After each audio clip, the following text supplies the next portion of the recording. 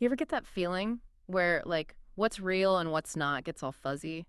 Almost like, when a dream kind of spills over into your day. Yeah, yeah, I know what you mean. Like when you're grappling with some huge problem and the solution feels just like out of reach.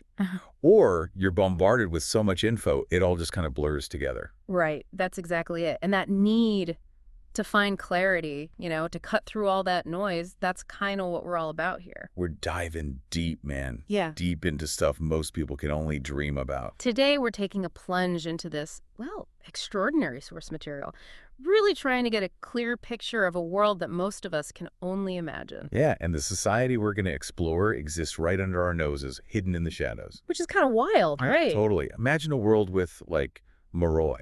They're living vampires who can use magic, elemental magic. But they don't kill for blood, right? Exactly. They need blood, but not by taking lives. Then you got the Strigoi, the undead vamps.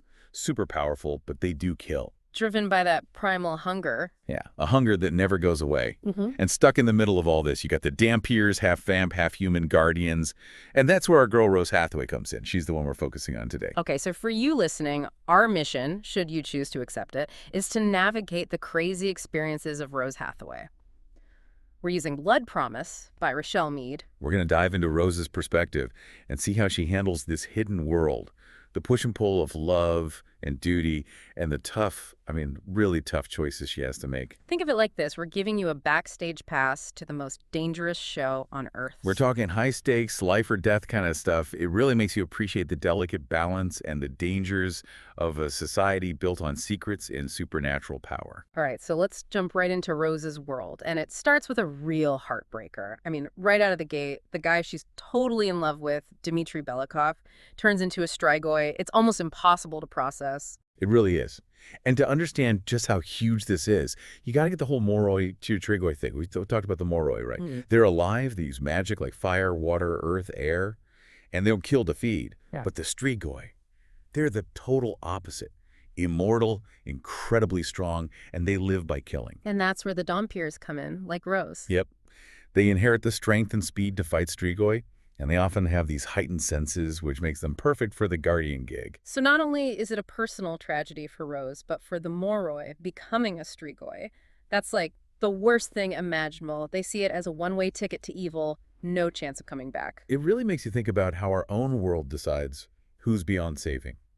Like when do we draw that line and what does that even mean? Right, such a good point. But even with everyone telling her it's hopeless, Rose, she's got this fire in her. Oh yeah, she's determined to find Dimitri, even if it goes against everything she's been taught. Makes you think, when is it right to go against the grain, to fight for what you believe in, even when everyone else tells you you're wrong? And that conviction takes her all the way to Russia with Sydney. She's an alchemist. Now, alchemists, they're all about keeping the vampire world a secret from humans. They're like a cleanup crew, making sure nothing supernatural leaks out. Wow, talk about a tough job. And even across all that distance, Rose still has this, mental link with her best friend, Lissa. She's a Moroi princess back in Montana. That's some powerful friendship right there. And it shows you just how unique Rose's abilities are, especially since Lissa is a spirit user. Wait, hold on. Remind me what spirit users can do again. Oh yeah, so Lissa. Okay. She has this rare type of magic that focuses on healing and, influencing emotions. This creates a special bond with Rose. It's almost like, a super intense psychic connection. They can basically feel each other's emotions even when they're miles apart. That's intense. But early on in Russia, Rose gets this scary reminder of how dangerous her world really is. Oh, you mean when she has to, take down a Strigoi to protect Sydney? Yeah, that scene was, well, brutal. It really shows you how skilled Rose is, what a great guardian she is. It's like her protective instincts just kick in, and not just for Lissa, but for Sydney, too. Even though she's human. Exactly. Yeah. It says a lot about Rose's character. She's selfless, and she has this deep sense of duty. It's not all epic battles and supernatural stuff. We also get these little moments like Rude Move thinking about having to leave some of her clothes behind because her luggage is too heavy. It's funny, right? These little details make everything feel more real. Yeah, they ground her in reality. And throughout her journey, she's constantly wrestling with this question. Can she actually kill Dimitri? He's the one who taught her everything she knows about fighting. I can't even imagine how hard that would be. And then on top of everything else, she starts picking up on Lissa's bad vibes all the way back in Montana. Something's definitely not right. So now you got two sources of tension. Rose's mission in Russia and this growing sense of danger around Lissa. Talk about pressure. Yeah, no kidding. And her journey takes her to Dimitri's family home in Baya. It's a huge moment. She's literally stepping into his past, meeting the people who shaped him. And each family member gives you a different piece of the puzzle about who Dimitri was before he changed. You see where he came from, what he valued, what kind of person he was with his family. You meet his sisters, Elena, Carolina, Victoria, his brother, Paul, and their grandma, Yeva. It's like meeting ghosts. Yeah. And Paul, the little brother, he's kind of fascinated by Rose killing Strigoi. It's a little creepy, right? Like a kid trying to understand something way too dark for him. And Victoria, she looks so much like Dimitri. And she asks Rose some pretty intense questions about her training and her status as an unpromised guardian. Unpromised meaning she's not officially linked to any Moroi. Yeah, that definitely raises some eyebrows. Oh yeah, there are definitely judgments being made there. And you can feel Rose getting more and more nervous as she prepares to tell the Belikovs about Dimitri. That scene where she breaks the news about the Strigoi attack on St. Vladimir's Academy and Dimitri being involved, I mean, you can feel the weight of that truth. It's heartbreaking. And the family's reaction, especially Victoria asking about Dimitri's fate, it's raw, pure emotion. You can see their whole world shattering. Rose can barely get the words out, but she finally tells them that Dimitri was taken by a Strigoi. It's the first step in accepting what happened for both Rose and the Belikovs. And just when you think things can't get more intense, this guy, Ig Mazur, shows up with a bunch of Dhampirs. Talk about an entrance. Behave is something else. He's got this expensive coat, cashmere scarf, gold jewelry. You can tell right away that he's powerful and used to getting his way. He's definitely intimidating. And he doesn't waste time grilling Rose about why she's in Russia. You can tell he doesn't believe her. He's a smart guy, super observant. He figures out that Sydney's an alchemist, and that makes him even more suspicious. Okay, so get this. It turns out that Abe brought Rose to the Belikovs, not because Elena was the best person to help Rose with her injury, but because Rose was saying Belikov in her sleep. Wait, what? Yeah, and Yeva, Dimitri's grandma, had this dream about Rose, and she insisted they keep her there. It's like this weird mystical twist in the story. Yeva's dream suggests that maybe things aren't just random chance. Maybe there's a bigger plan for Rose, something we don't understand yet. It's wild.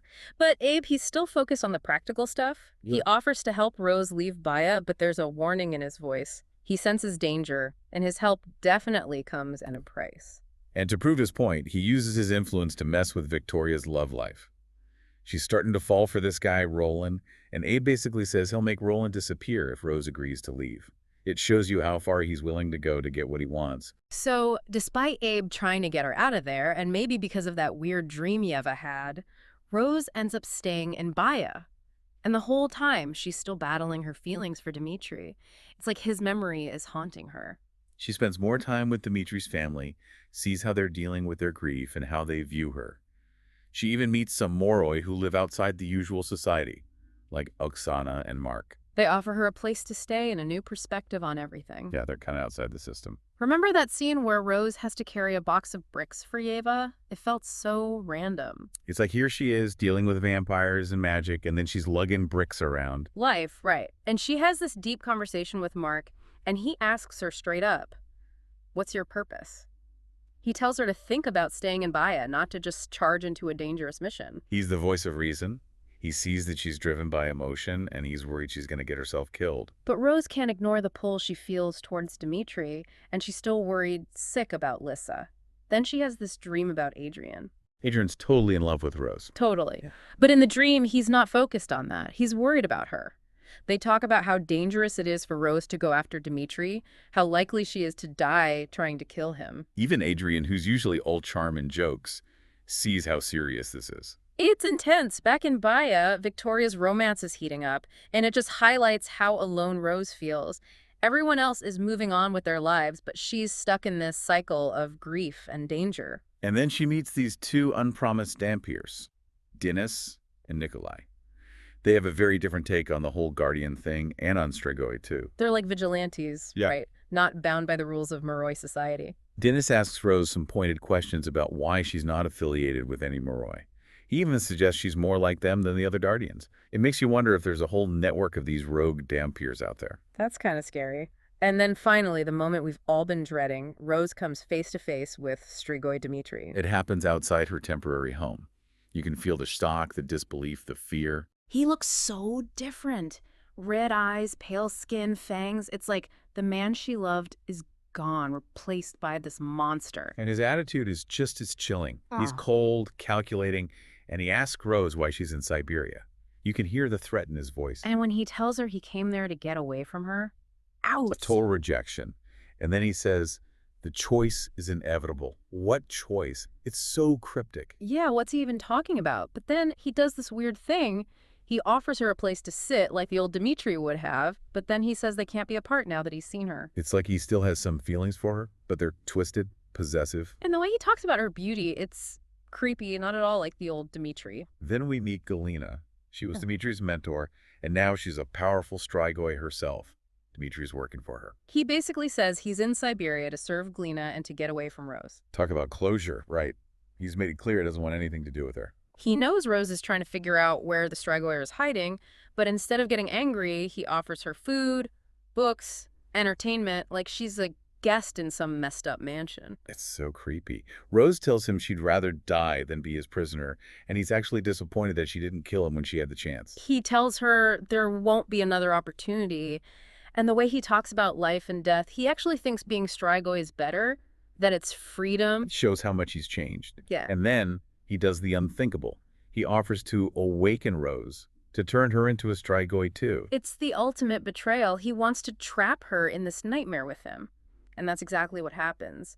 Rose is now a prisoner in Galina's estate, trapped with the monster Dimitri has become. Yeah, and things get even worse when Nathan shows up. He's the one who turned Dimitri, and he makes it clear he doesn't like Rose. He wants to use her to find Lissa. And Dimitri. He actually protects Rose from Nathan. It's like there's still some part of him that cares about her, even though he's a Strigoi. But Rose doesn't give up. She fights against becoming Strigoi. She holds on to her humanity, even though Dimitri keeps trying to convince her it's better to be like him. He tries to justify killing, to twist it into something natural. And the way he touches her, it's so wrong. He even tries to get her to drink blood, telling her how good it feels. It's like he's trying to seduce her with darkness. He even asks her if she wants him, even though he's a Strigoi. Rose lies and says no, but Dimitri tells her they could be so powerful together, free from all the rules, and then he bites her. It's a violation. And the Strigoi venom messes with her mind. She feels this rush of euphoria, but it's not real. When it wears off, she realizes he's just using her for her blood, and he's getting more and more possessive. Then there's this human servant, Inna, who's totally devoted to Dimitri. Rose feels trapped, and she misses her connection with Lissa. It's like she's completely alone. But then she has this moment of clarity, and she sees what Dimitri's doing. He's manipulating her, trying to break her down. And Nathan comes back, wanting to know where Lissa is. He threatens to turn Rose and then kill her. It's terrifying. He touches her in this awful way, and Rose reacts in a way that scares her. It's like the Strigoi bond is starting to affect her. And then Inna attacks Rose, defending Nathan. It's totally unexpected. Dimitri gets furious and calls Rose weak because she hasn't fully turned. It makes Rose realize that her weakness is that her body craves the Strigoi venom. That's a scary thought. But Rose starts fighting back. She weans herself off the venom and she starts thinking clearly again. She's determined not to become one of them. She tries to connect with Lissa mentally, but something blocks her. She realizes the Strigoi are going after royal Moroi families to cause chaos. It's not just random violence. They have a plan. There's this brief moment where Dimitri talks about his family, and you see a glimmer of the old Dimitri. It's heartbreaking. Rose finds Oksana's ring and puts it on. Maybe it has some magic that can help her, or even Dimitri. She tries to reach Lissa again and finds out that Lissa is seeing a counselor. And then, bam.